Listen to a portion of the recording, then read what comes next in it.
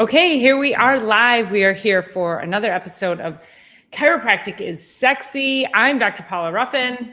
And I'm Dr. Erica Peabody, and here we are Thursday, always 1 o'clock. So be sure to join us regularly. We will eventually get this actually out published in the podcast platforms, but quite frankly, we have been wildly busy in our lives. So fortunate we are just stacking up episodes, which is awesome.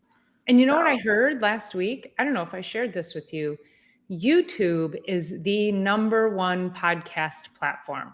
Interesting. So we're okay here, at least we for are the okay moment. here. Yeah, Yes. at least for the moment. So I would just like people to be able to grab us on those other for platforms. sure. Yeah. Yes.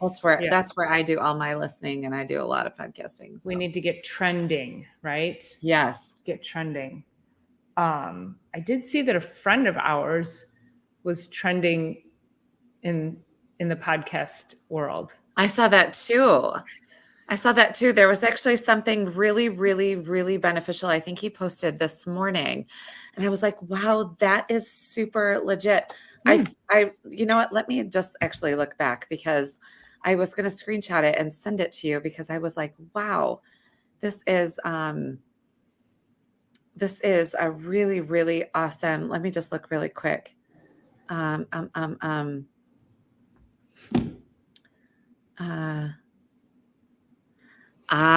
This is it. It's so good and something so relevant here.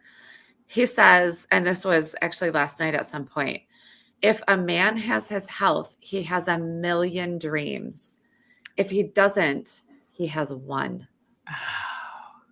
Love that. I do too. And I was like, oh my gosh, I just started like reeling in my mind about all the different ways that we take for granted our day to day until we can no longer take it for granted. And then we have to focus 100% on that, which is truly our focus here, is to making sure that we're hitting people weekly, a little slap across the face. Like, what are you doing? What are you doing with your life? What are you doing with your health? Us too, like totally me too. I am finally, after months and months of feeling like my immune system has been compromised, I am pulling out of the mud. And I say compromised just because I have not been able to fight things very well. I have not been able to, even though I'm doing all the things I know I should be doing, I really, really am. And I'm not 100% perfect. It's definitely a great time of year. It's definitely through the holiday season this year. And also, I am just realizing as time goes by, I really want my body to be more and more and more resilient, not less and less. And that is possible. And so I just really loved that, where it was like, if a man is well, has his health, he has a million dreams. When a man does not have his health, he has one. Yeah. How many dreams do you have out there, right? Mm-hmm. It's beautiful, because it's what I'm always hammering is, what is your legacy? And legacy does transcend wealth and material objects, and that you have got to live a life and a lifestyle that allows you to have all the dreams, and then teach your children those same lessons. Yeah. Your kids have to be able to, that is the legacy you leave them, is to be able to live healthy habits, to live with the idea of longevity in mind and vibrancy and vitality. Yeah. But so many people, and I was sharing with you yesterday about a patient of mine who he's a caretaker, and he's completely let himself go, and he knows it, and he feels terrible, and he's not in a good place. And so when you start to think about what is it that you're compromising, and when you're a caretaker, if you are not putting your own oxygen mask on first, you are no good to anybody. Right. You have to be good to yourself first, and then you can help everybody else. So we have those million dreams. And if you hear that message and you're thinking, geez, I only have one, then do something about it. Like now, like this is where, don't just sit sit in it and say you don't know what to do, because this is why we are here every day, every week, to lead you, to give you insight, to help inspire you, to hope that you get up and take that extra walk, to hope that you get up and drink the extra water, sleep a little better. Hibiscus tea. Yeah. There you go. Yeah. But it's so critical that if you're looking in the mirror and you are thinking, this isn't great, I've got to do something about it, do not get up and look at yourself in the mirror tomorrow with the same message. Yeah. Just change it. Like, quit making excuses and saying you're going to do it. Just do it. Yeah. Yeah. And you don't have to do a whole lot of things. Like, you don't have to change a whole lot of stuff at one time. It's about just doing 10% different every day or 10% different every week. I had a patient come in. I think it was two stories from last Thursday afternoon. One of them was, I had this patient leave, and she's been under care since November, December last year. I'm not sure what. So roughly 3 to 4 months. And she was leaving. She was walking out, and she says, "Doc, I tell every single person I see, get adjusted and start walking, and you will change your life." She said, "I'm coming every 2 weeks or twice a week until you tell me differently." And I was like, amen to that. And to have people out there spreading that kind of word, get adjusted and start walking. You literally will change your life, and not even kidding.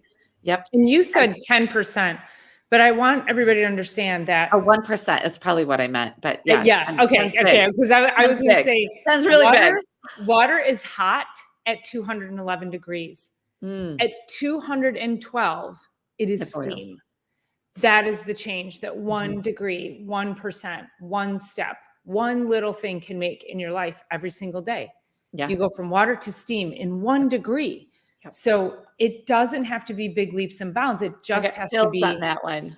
I know, it's so good. Oh my God, it's so good. Yeah. So you just have to start moving forward. And I said this before when I did my TED Talk. I loved my closing line, because I said, it's not going to be pretty. Do it anyway. Start today and then start again tomorrow. We are all starting over all the time, but we make forward progress. That's the most important thing. And if you're making backwards progress, if you're looking, going, oh my God, it's not looking good, that message in your brain should be, then I need to start seeking out help and guidance and community and other ways that I can change what I'm going through right now. There is a great filter to use every day for all of our choices, which is basically, is this going to move me into health or death? Is this life or death? And that's a very dramatic, right? So hibiscus tea and hot water, is this moving me in the direction of health, or is this moving me in the direction of death? If this were a Snickers bar, health or death? Is it, if this was sitting sedentary and watching TV only, is this health or death? And once you start to say, is this moving me towards health or towards death? You'll figure it out. And that's that little one degree, 1%. And you multiply that by multiple days. Our friend here says, I climbed so many flights of stairs last week after the help of the deep squats. Prioritizing health and mobility is so vital. And it is something as simple as, you got 3 flights of steps to go up, choose the steps. You got multiple flights to go down. If you have a few extra minutes, who cares if you get winded when you're climbing those stairs too? Like, I'm just thinking about the hotel. Now, if you're carrying luggage, it might be a little bit different story. But if you're parking in a parking deck and you have the ability to take stairs up 5 flights or take the elevator, just do it. Stop halfway, have a deep breather. Who cares? You got to take a break on the steps. Who cares? It's going to be so much better for you in the long run to look for those little things that you can start to add just a little tiny bit of change. Park further away in the parking lot. I was parked with my brother. I had to attend a funeral yesterday. This is a really kind of a fascinating story, but he parked way out in the parking lot. I'm like, God, this little jerk, like, why don't I? And I'm like, I'm so grateful. It was 70 degrees here, sunny and all that. But anyway, we attended this funeral last night. Actually just a viewing of the funerals today. It was during my work hours, so I couldn't go, but an old family friend. And he was working on, we grew up at a little private ski area just down the street from me on a dirt road here in Fenton called Kandahar. If any of you have ever heard of it, raise your hand. And all across, actually, it's really interesting how many people have heard of that little place. But anyway, this guy that passed away on Saturday night. They just sold their house in Georgia. They're moving up to their place on the Asable River. He flies a Cessna plane, and he went down to Georgia to fly his Cessna plane home on last Friday. He died of a massive heart attack Saturday night. Stopped the conversation with his wife, and his wife said, "Hey, honey, like, what's going on?" He's face down in the bedroom, dead. Wow. Oh my God. It's pretty tragic. That can happen to any one of us. Yeah. Now he's got the FAA has to clear you medically in order to keep your license going, right? You have to be cleared medically. Imagine if he was in the air. Holy For shit. sure. One day before, one day. Holy moly. That's how quick it crazy. happened. So that's another reason, just to be able to know that you're squeezing the juice out of your days every day, every single day. And so his kids are my age. And then a daughter that's a couple years older and one that's a year older than that. And I got to see all of them yesterday, which was really nice. You know, that is one thing that funerals do, is bring people together. But it was like alarming that he would have flown the day before, flew a Cessna from Georgia to Michigan, and then that's it. Life's over.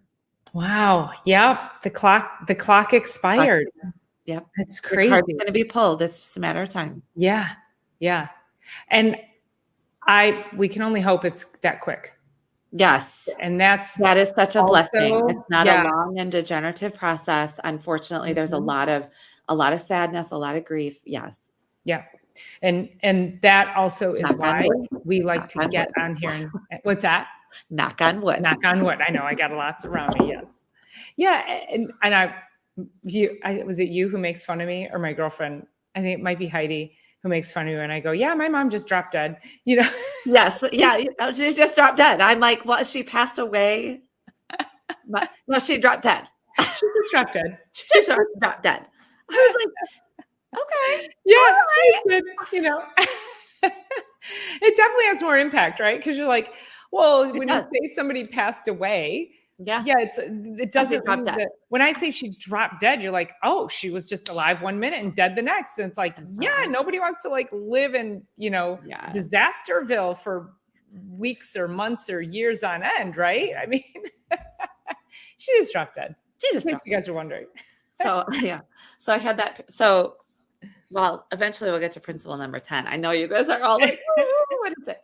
So the two patients. So the one that said, be sure to just start getting adjusted, start walking. And she actually came to me yesterday and she said, you know what? When people ask me if I can do something right after school, I can do something a half hour after school. I'm walking for a half hour. I'm like, that's as simple as it is. You put it right into your calendar. There's a bunch of no's that need to be said around it, and it's totally fine. And she said, I will not give up my walking. I'm like, as you should. So amen to that. The other patient that came in, it was near the end of the day, around 5 o'clock. She brought me an x-ray report. I don't practice with regular x-rays. Just my technique doesn't require regular x-rays. I send out if there's something that needs to be looked at, blah, blah, blah. So this patient went to her MD in so much pain. I haven't seen her in, I don't know, 2 months or so. And she's been in a lot of pain. I'm like, get your butt here. Stop telling me that story. So that's number one. But secondly, she's telling herself the story. Let's keep that in mind. We tell ourselves the story, right? Yeah. So she brings this x-ray report, and it's like all this degenerative arthritis going on. She's like mid-30s, right? And her daughter is often with her, who's 5. So here's the thing. She's like, Doc, what am I supposed to do about this? I'm like, well, get your booty in here. I don't have a fix for all of that. But what I can help is with the stress on the body, the stress on the nervous system, the stress on the spine, and all of that. And I can help your body get out of all that incredible stress hormone. That's really, the adjustment is so responsible for that. But I'm like, I don't know what to tell you. You have to clean up your diet. You can't go on living for another 40 years with this much stress and degeneration. Now, this particular patient is quite a bit overweight. So, probably, I would say at least 60 to 70 pounds overweight, mid 30s. Like I said, you got 40 more years Goodness. ish. And it's like, so I was talking to one of my colleagues and I'm like, how do you address this?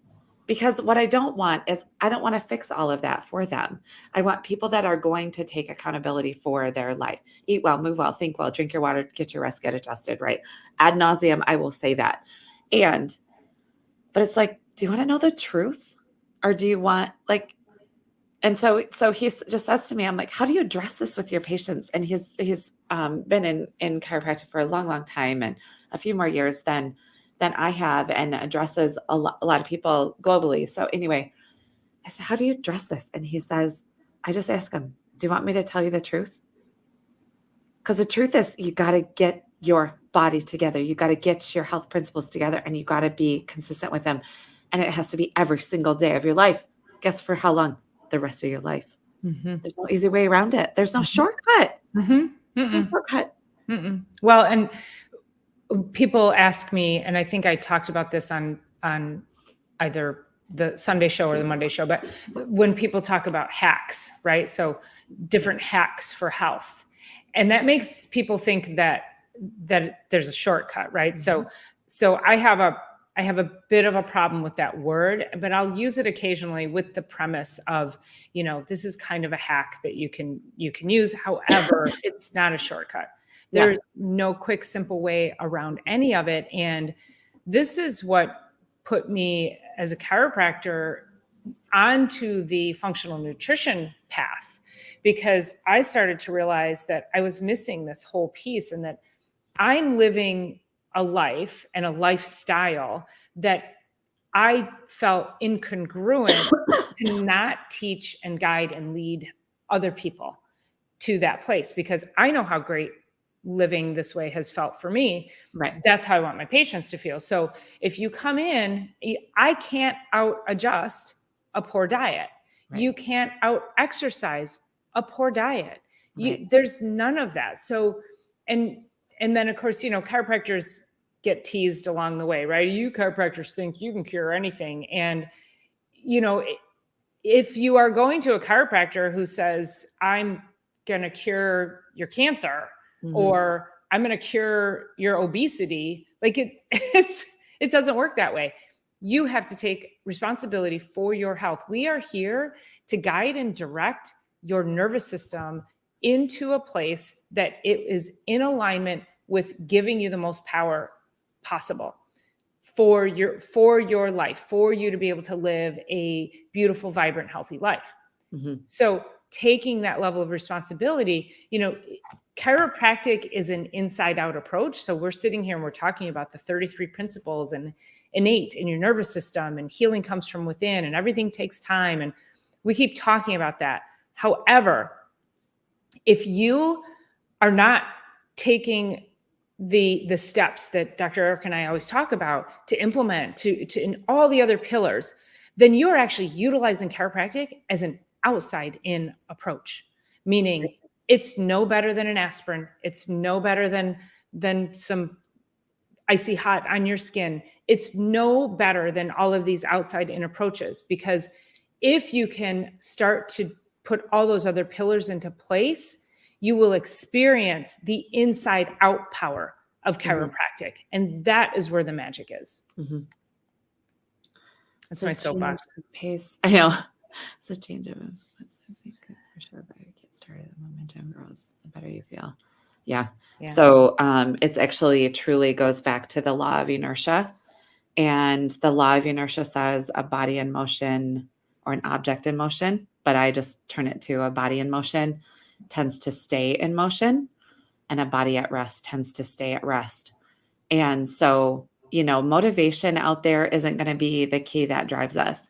It has to be discipline. So once you get your body moving, it does get way easier. It gets easier on your joints. It gets easier in your cells. It gets easier in your energy level and your blood flow and all of that. So The other thing that will often, some of my patients are dealing with some pretty deep grief, and grief can be another kind of a stuck energy as well. And we can get that moving through, basically our issues get stuck in our tissues. So once, we all know, like even with grief and with all that kind of stuff, once you get the body moving, the energy can start to move, and the adjustment really helps with that as well. So Trina, yeah. And So. I want to go back to something you said too about when you're climbing the stairs and you're like, so you get winded and you have to stop and rest. Yeah. And this is just think about how simple that is, because how many people out there will be like, I can't climb the stairs because I get winded. Get winded, go do it. Right. How are you supposed to get past not getting winded Right. if you don't challenge your body to get winded? Right. Go climb Right. the stairs. Right. Stop at each level. Right. Know that you're doing something really great for your body, which goes back to what Dr. Erica was saying in the beginning. If you take an elevator or if you take the stairs, which one is going to improve my health? Yep. Which one is not going to improve my health? Yep. Yeah. Take the stairs. Get winded. It's okay. Yeah. It's okay. And I may have told this story a long time ago, but I have a chiropractor friend of mine. Last year, sometime I saw her, and she was asking me about my workout routine. And she said that she's exactly my age, and she's having all of these issues with menopause and changes in her body. And I said, you have got to exercise. She said to me, I just don't want to get sore.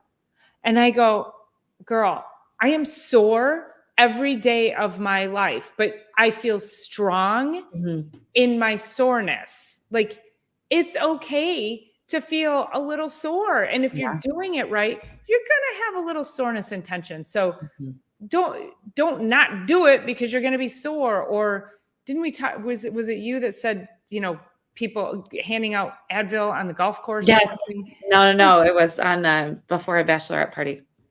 Yeah. Oh yeah. So I have a patient who was like, I take Advil before I golf just in case I get sore. It's okay. It's okay. What? I don't understand. We're not meant to be amoebas and just like lump our way through the world. Like, I don't understand. So true. Did I say this? Yes. So true. Get the momentum going. You have to start. So whether I'm at the gym lifting or if I'm at yoga, the very first thing I do is deep squats and warm up my knees. You guys, I have 57-year-old athletic knees. Do you think they feel great? They do not. But if I shy away from a deep squat, guess what I'm not going to be able to do? Deep squats. And you know what I've been doing? Oh my gosh. Yeah. So here's what I've been doing with, and I'm going to call it knee pain because it's uncomfortable. I may or may not, I'm sure there's some degeneration. My knees grind and, I know I'm not harming myself. So I'm not suggesting you all go harm yourself. However, I started actually doing deep squats with like 10 pounds of like super lightweight. It's so hard. And do you know how much deeper I can squat now and hold it just in a few weeks of doing that? Shocker. Like, yeah, you've got to challenge yourself in ways that you never thought was possible. Yep. This one changes I've noticed.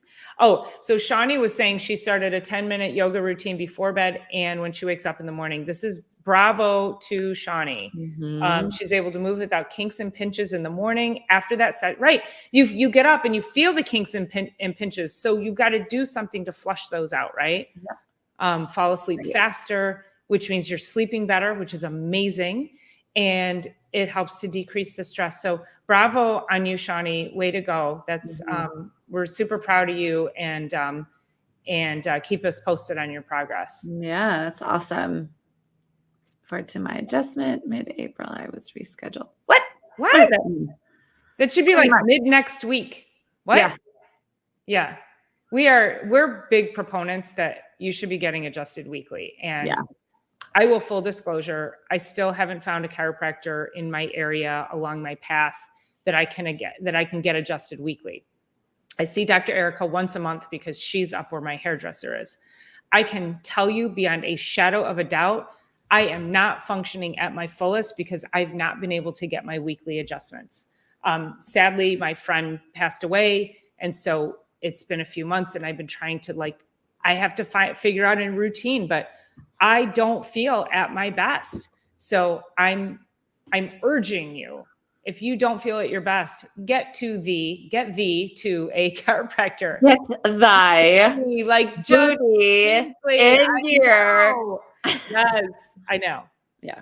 No, Yeah, that's great. we're all out of alignment. Physical stress, chemical stress, emotional Mhm. stress, 55 gallons of weeds. Yeah, I would say so for sure. Do we want to read? We're like, I know. are we weaving through principle number 10? What is Yes. No, principle we're number 25 minutes in. So let's see. Okay. Principle number 10. So the function of force. The function of force is to unite intelligence and matter. So we talk about the triune it's intelligence, force, and matter. So so first of all, the matter, right? Our body. The intelligence is the innate intelligence that is coming through us. It's also the universal intelligence or God or spirit or however you want to call it that moves into our body as an innate intelligence. The movement that creates is actually the combination. That's the force. And I don't know if that makes sense. So the force is what animates this matter by Dead versus alive. that. Yes, dead versus alive. Yeah, exactly. So the innate intelligence is the one thing that's gone when my friend, our family friend, passes away. His body's still there. The intelligence is gone. It's elsewhere. I don't know. I'm so fascinated by this. I'm still fascinated, even from when my patient passed away right in front of me in hospice care. But then there's no longer any force. There's no longer any movement. There's no longer any heartbeat. There's no longer any, that's the force part, is the actual motion inside of all of the cells and what moves us around in our world. And so we also, as chiropractors, we actually put a force into the spine to go, go. It's time to go, move. So that is an external force, but we have all those internal forces that the innate intelligence keeps us animated in space through our matter. So that's principle number 10. The function of force is to unite intelligence and matter. What do you say about that? Okay, read it one more time. The function of force is to unite intelligence and matter. The function of force. Let's think about this. Yeah, so it's all about force, intelligence, and matter. Mm-hmm. And so if you have intelligence Mm-hmm. and you have matter, Mm-hmm.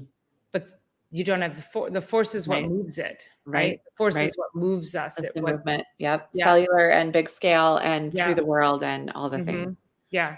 Getting you up out of bed in the morning. That's Mhm. force. Mm-hmm. Thinking. Yep. Heart beating.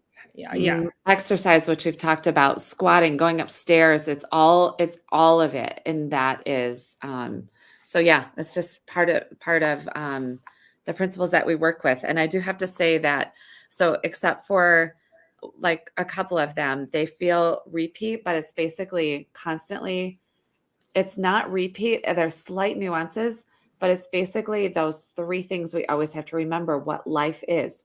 This body without intelligence is just, it's just cells. That's it. It is. It's just lump Mm-hmm. amoebas.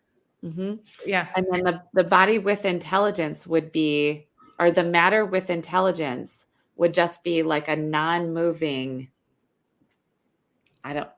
we would just be. Well, the heart could beat, Could but that's be, still but force. then that's force. Yeah, that's true. So every little thing that it does. So Yeah. that is the link there. So. Yeah. Yeah. And I want a quick story too about intelligence and the time change. And I have a patient whose baby, and I was asking her, I said, so, how did you come through the time change? Did you sleep well? Are you tired? How can I help you adapt to the time change? And she said that she goes, no, she goes, actually, she said, I was okay. She said, but my baby's like 2, complete sleep disruption for like the day before and several days after. Now, that baby does not know that there was a time change. So when you start to think about intelligence and matter and movement and force and life, that baby, that is the whole innate paradigm. That is your innate intelligence. It is sensing the environment around you, and it is forcing you to do things that you're going to adapt. So the sleep was not a part of that baby's parameter at that point, because it was like, something's off. So I think from an intelligence perspective and a force perspective, that doesn't actually have to come from just getting up and walking. This is your innate is going to move force, and force is going to move the innate. They're all communicating with each other at one point in time, which is, how does a puppy that gets born know to go to its mother's nipple to suckle milk? Mm-hmm. How does a baby know that there's been a time change and its circadian rhythm is off and now it's off? Right. So we have to really start to think about those things, because I know this one's a little like, I want to say this is woo-woo and it's out there, but when we start to put it into those kinds of perspectives, you'd be like, oh, that makes total sense. Right. Right. Yeah. The force is always us moving around into our world and doing, just on such big and small scales. And we can also have, when we really talk about like car accidents and other accidents and different things going on, that is also an external force that comes into our body, and it can shift what's going on with the matter. Then intelligence has to adapt to that. What we do as chiropractors is we help to align all of it, and literally using that pun intended. Can you find your place and quit roaming around, please? Oh my gosh. So it's his innate intelligence. It is saying, speaking Mama, with force, lunchtime, causing him to move. Yes. And so, so we're just always in motion and in movement. And, but we as chiropractors can go back in and realign how that communication system, so it doesn't have to work over these speed bumps. When we talk subluxation, we can literally, if we're going down the information superhighway, it's like having a speed bump in there, a speed bump. Mm-hmm. And so misalignments can be like that. So aligning that allows the body to just work better, easier, have more bandwidth for life, to begin to decrease the stress hormones, to sleep better, to do all the things better. And so, just, continually, we get to see this all day, every day. And we just kind of really start to take it as just second nature, that everybody would really realize what we're doing. But so glad we're having these conversations, because it's not really what's going on. Well, and my daughter was in Florida with her car, and she went to make a turn, didn't realize there was a curb there, hit the curb, it popped her tire. So she had to get a new tire, and we had to take her car in to the transmission shop. So this has been over a couple of weeks now. She had it. She went to one place to say, can you check my axle? Can you check, some other things? They then said, we think something's wrong with your transmission. I drove the car. It's not shifting properly. So the car had a trauma, didn't it? Mm-hmm. The car could still drive, couldn't it? Yeah. Every day. Yep. Her car is severely compromised, but it still drives. Now, she drives that car. She continues to drive it and ignores all of the things, the misstep in the shifting or the clunk when she turns the wheel. If she just kept driving it, what do you think is going to happen to her car? This is heart attacks, strokes, slips, trips, falls. This is like not being able to even think clearly, pay attention, not being able to relate to people. This is autoimmune issues. This is health issues that you've you're like, I'm fine because I take medication for it, so it's regulated. No, she could actually go and just keep topping off the transmission fluid if she wanted to. That does not fix the problem. Mm-hmm. So think about that in your own world, is that Mm-hmm. when there is a trauma and time goes by and you're like, I'm fine. Oh, but I'm stiff. Oh, and I have this autoimmune issue. Oh, it's okay. I had a thing years ago. I was on rounds and rounds of antibiotics and steroids for several months, but I'm fine now. But you're not connecting the things that you're experiencing now with that kind of a, that's a chemical trauma. And I see that a lot in functional medicine, is that, people when they're younger, you get them to unwind the story, and that their bodies, last week we talked about matter meets matter. So it's 100% intelligence it meets 100% matter. And so your body's only going to function to the level that matter can function. So, so when people say, oh yeah, my kid fell off the swing set, but he's fine. He's not fine. Right. She not fine. That is going to manifest as something 2 years, 3 years, 5 years, 10, maybe 20 years down the road. Take care of it now. Yeah. So it does not become something more crisis driven or catastrophic. Right. Take care of it all the way along the way. So I love this statement right here. So thank you, Bohemian. We're so glad that, because that's a big issue, and that can be really fringy for a lot of people, but we see it every day in our practices. It's so true.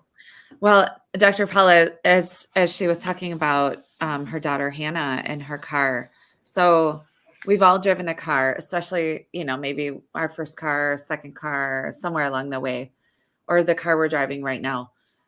You start to hear something weird, and it's like your car is starting to like whisper something's not going right. And then it gets a little bit louder. Maybe the clunking gets louder. The misalignment on the road gets louder. And then our check engine light goes on, right? Or something. Or you're driving 70 miles down the highway and everything stops and goes blast just crazy and stops, and now you're on the side of the road. So when our check engine light goes on, that's as it's getting louder and louder for us. Not one person here that's listening in a repeat or going back and listening would take a piece of electrical tape and put it over that check engine light. Come on. We would never do that to our car, but we'll gladly do that to our bodies. And our bodies are resilient. They're very resilient until they're not. And then we go back to that when we have our health, we have 1 million dreams, because we have space and energy and time and bandwidth to dream. When we don't have our health, we have one dream, which is to get our health back. And so if we can just start to listen to the body as a whisper instead of waiting for it to just go crazy on us, we're so, and so that's really where, again, regular chiropractic care weekly or every other week or no less than every 3 weeks is just the greatest way to stay ahead of it all. It really, really is. Yeah, I agree. And I just got a text from my daughter. She just tried to call me. I said, I'm on our show. What's up? And she said, my car, I'm really upset. So now I know it's not good news. So again, this goes, so timely that I brought her car up, and then she just messaged me. So it's not good. So again, is this a quadruple bypass we're looking at? Right. Is it a new car? You have to replace the whole thing? Right. New car. Like, it's going to be a big effing deal. Send me lots of love, because there's going to be probably a meltdown on that end. God bless her. Sure. I feel so bad. She loves her car. We got her an amazing deal on a Lincoln MKX, fully loaded. Just quick sidebar. She was like, I want a car with a sunroof and heated seats and a heated steering wheel. And I'm like, honey, it's your first car. And found this it was a grandma car, and it was right in our budget. It's loaded to the freaking gills. I'm like, okay. I guess you're getting all the things that you wanted. So it's a great vehicle. So hopefully, fingers crossed, we'll be able to get it fixed. So, yeah. I hope so. Yeah. And yes. And beaters held together with duct tape. It's like, no, you can't do that. Yeah. I mean, you can for a little while, but then you can't anymore. You can, then you Mhm. can't. Mhm. And Yep. then when it falls apart, you're like, "Whoa." So Yeah. then I really look back to that patient that brought me that X-ray report, which is basically so much pain, so much discomfort, so much degeneration, so young. How do you turn a ship like that around? And we we just have to, one little bit at a time, one Mhm. little bit at a time. Mhm. So if she were to start, the unfortunate part is she is also an aide on a children's bus. So she has to then take that spine and ride down the roads on a bus seat multiple hours, 5 days a week. And it's like, then we just have to do it even more. We have to turn the ship around even faster then. Mhm. Mhm. Because you have all those things that are working against us. I mean, even as simple as sitting long hours in a day, it's really, really so many things working against us. Yeah, it's And rough. some of it we can't have no control over. And some of it we do. And when Mhm. we do, we should. And when Yeah. we do, we should And have to. it's those little things. Going back to water, Eric and I are just beasts about water. And years ago, I had a patient who it was she wouldn't come in for care regularly like she needed to. Every time she did, she was complaining about all the pain she was in and the problems she was having. And what do you want me to do if you're not here? And then she was having other issues that required her to clean up her diet, and she wasn't willing to do that. And then I finally I said, can I just get you to drink water? And she's like, well, how much water do I have to drink? And I said, I need you to drink at least half of your body weight in ounces every day. Just drink water from the minute your feet hit the floor. Just drink water. Her response was, you're asking me to do a lot. And I said, that is the simplest, cheapest thing that you Mhm. can do to improve. If you do nothing else, drink water. And if you're not willing to do that, and I just looked at her, I said, then I can't help you. Yeah. I can't help you. And that is the truth. Going back to, do you want the truth? If You you want the if truth. you are not, what do you want me to like pick the bottle up and pour it down your throat?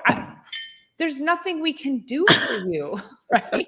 I had this was years ago. I remember exactly because it was so interesting. So I used to have smaller adjusting rooms that were across the hallway. My mom was in one room and she was waiting. She was the next patient to be seen.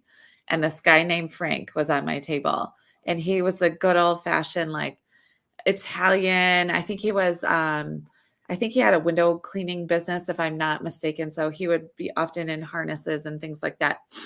So I was asking him about water, and I said, "How much water are you getting in a day? Like, we really need to get hydrated." And he says to me, "How am I supposed to convince myself that I need to drink water?"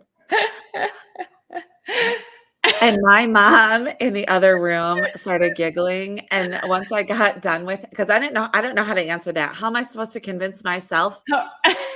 I don't know. Don't know, but figure it out. How am I supposed to I convince might throw myself? another F in that I sentence. know. I'm trying to, scale back the swearing, and you can tell that I'm like, I have to hold. I do like to I would throw be out inclined to say excessive. it here in a closed circuit, but yeah. Oh my God. So I got to the next I finished up with him. I'm like, "Frank, drink some water. I don't know how to convince yourself, just do it. I don't know. Just really go for it." Right? And so I got to the next room. My mom's like, "How did you answer that?" I'm like, I'm just jaw dropped behind him, standing over him. Like, I actually don't, I'm stumped. I don't know the answer to that. You got me on that one. Well, You and then do. my other favorite phrase is, well, I can't care more than you do. So Right. Right. if you don't care enough about yourself, Yeah. and that patient that I was talking to you about that who takes care of his family, he says, well, I live with a couple of sugar addicts. And I said, but you don't have to be. Right. So why? So, and it's again, it's the stories that we tell ourselves Yeah. that it's like the story is I'm this way because of them. Right. You are this way because of you, or people who say, oh, I keep junk food in the house, cookies and whatever in the house for the kids. And yet you can clearly look at that person and go, no, I know who's consuming that. Yeah. You know, Yeah. And it then just, and then how do you fix that? You just don't buy it. Like I can't have right. junk food in my house. No, I no. cannot have junk food in my house. I allow myself dark chocolate and peanut butter. I And have dark other than chocolate that, too. it's like if I buy chips, they're gone. If I buy cookies, they're gone. Me too, guys. Yeah. Me too. So then you can't buy it. I had a patient years ago and said something like this. So her son was 6 and not doing well, very sick, ADD, ADHD, sick all the time. She says to me, I cannot get him to drink anything but chocolate milk. Not buying Stop it. buying it. Who introduced him to that to begin with? Holy mackerel. Yeah. Or I can't get them to eat anything but McDonald's French fries. Who's driving? And buying. Who's I driving? know. Who's driving? Come on. So anyway, we do also, so this feels like we've only shared doom and gloom today. We do have really incredible people. Like I have these people coming in, they're right at 6 weeks of care. 6 weeks of intensive care gets you a long way. Yeah. If you're going to start chiropractic care, pick at least 6 weeks to like go all in, figure out where you are in 6 weeks. The body needs that time. So we do have really good stories too. I also have to share that a patient of mine brought me cookies, which I always accept with gratitude because I'm not going to be a food snob. But you guys, these don't entice me. If they brought me Cape Cod reduced fat potato chips, you're a goner. He's not so much.